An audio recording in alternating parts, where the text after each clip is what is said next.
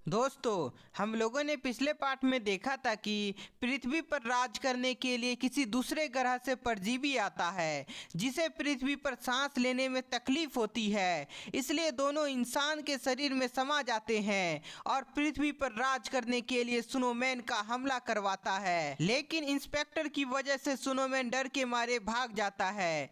इधर गुप्ता जी और मिश्रा जी भी अपने अंकल का घर आ जाता है जहां सभी लोग क्रिसमस का पार्टी करते हैं।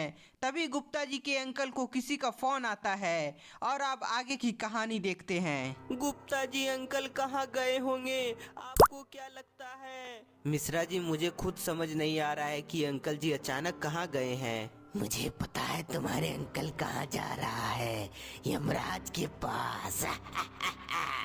अरे कोई सर को फोन लगाओ और बोलो जल्दी से जल्दी आए, वरना हम सब मारे जाएंगे। पुलिस वाला जैसे ही अपने सर को फोन करने वाला होता ही है तभी वहाँ ब्लास्ट होता है और सभी पुलिस वाले मारे जाते हैं।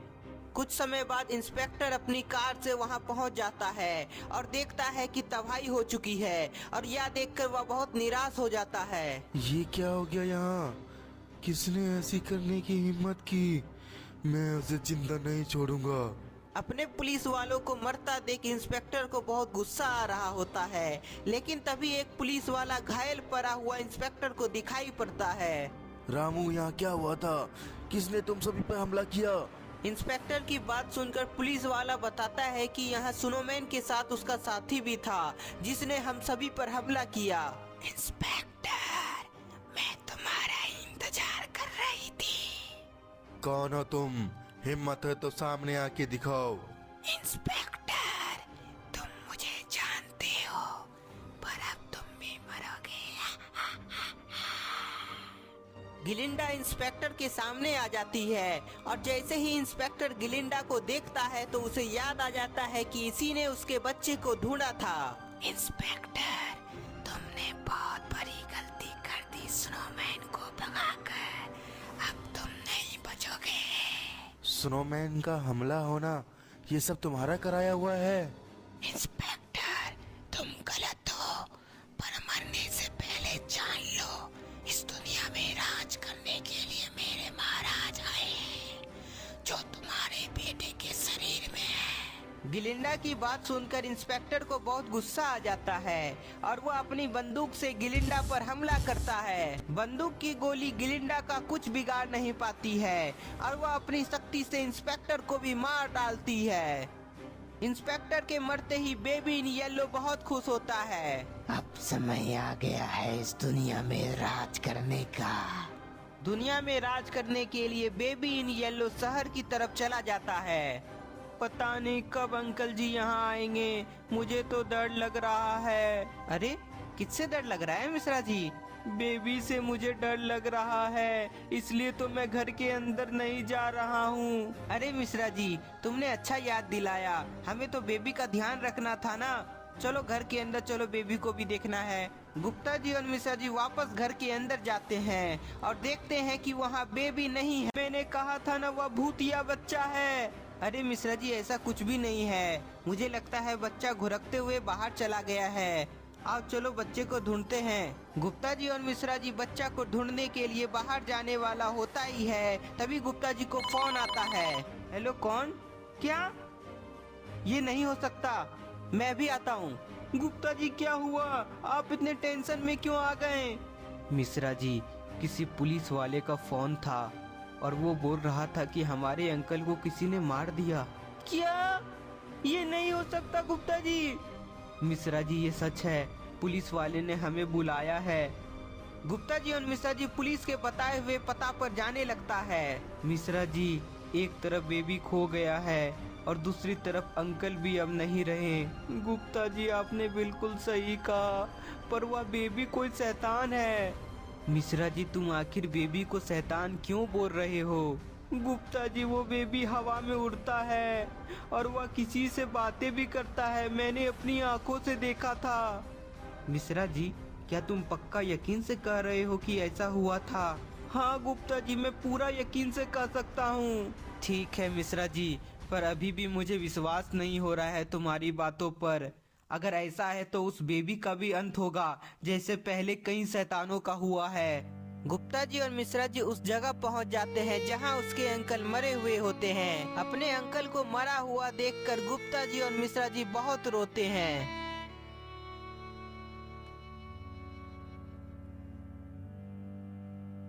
गुप्ता जी और मिश्रा जी, तुम दोनों अपने घर चले जाओ, क्योंकि हमें खबर मिला है कि स्नोमैन और उसके साथी ने चारों तरफ तबाही मचा दिया है। नहीं सर, मैं अपने अंकल को तो खो दिया हूँ, पर अब और किसी की जान मैं जाने नहीं दूंगा। हाँ सर, हम दोनों डर के मारे भागेंगे नहीं, बल्कि शैतानों का मुकाबला करेंगे।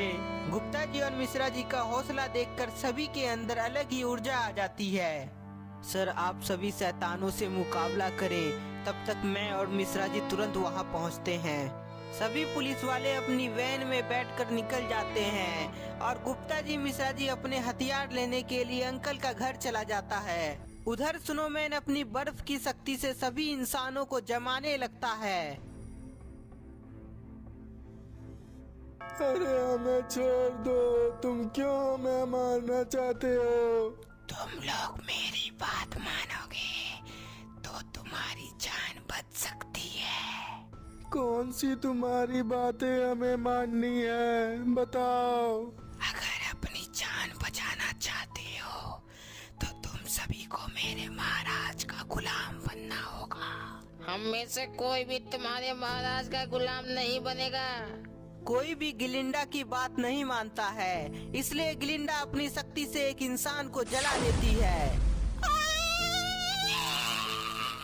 अरे भाई साहब, हम सब इसकी बातें नहीं मानेंगे तो ये हमें मार डालेंगे। सभी लोग गिलिंडा के महाराज का गुलाम बनने को तैयार हो जाता है। बहुत अच्छे कमजोर इंसानों, अब स्वागत करो अपने महाराज का।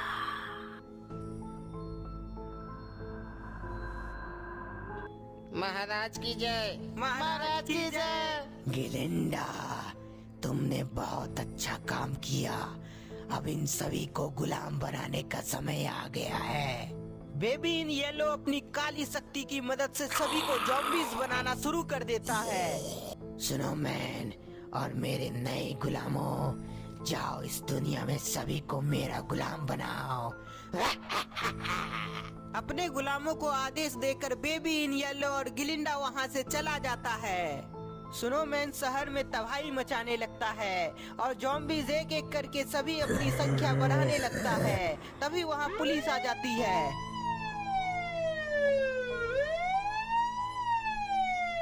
पुलिस वैन को अपनी ओर आता देख स्नोमैन तेजी से हमला करता है, जिसके बाद वैन में धमाका हो जाता है।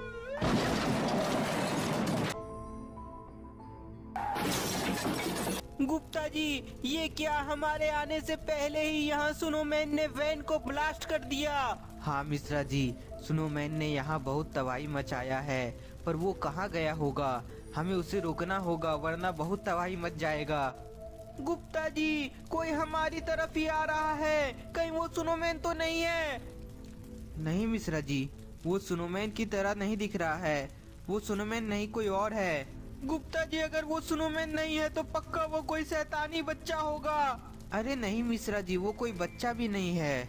हाँ गुप्ता जी, आपने बिल्कुल सही कहा, ये कोई बच्चा नहीं बल्कि ये तो ज़ॉम्बीज है। हाँ मिश्रा जी, पर ये ज़ॉम्बीज कहाँ से आया होगा?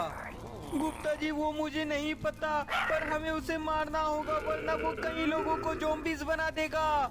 हाँ मिश्रा जी, चलिए इसका अंत करते हैं। गुप्ता जी और मिश्रा जी अपने हथियार से ज़ॉम्बीज पर हमला करते हैं। बाबा के हथियार से ज़ॉम्बीज मारा जाता है। गुप्ता जी, हमारे वार्ड से ज़ॉम्बीज एक ही बार में मारा गया और अब सिर्फ स्नोमैन बचा है। मिश्रा जी, तुम गलत हो। स्नोमैन के साथ पूरी ज़ॉम्बीज की फौज को मारना होगा। ओह नो, ज़ॉम्बीज की फौज! तो दोस्तों, बेबी इन येलो का बनाया हुआ गुलाम क्या गुप्ता जी और मिश्रा जी का अंत कर देगा, या गुप्ता जी और मिश्रा जी सबका अंत कर देंगे? आपको क्या लगता है, हमें कमेंट में बताएं। तब तक के लिए इस वीडियो को ज्यादा से ज्यादा लाइक करें, नए हैं तो चैनल को सब्सक्राइब कर लें।